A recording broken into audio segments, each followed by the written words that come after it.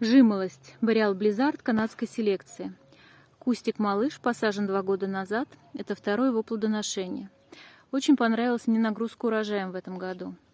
У меня здесь самый дальний край участка. Я сюда редко дохожу с поливами и подкормками. Здесь у меня сидят 4 новейших сорта бакчарской селекции и 4 канадского. И вот этот сорт Boreal Blizzard мне очень понравился.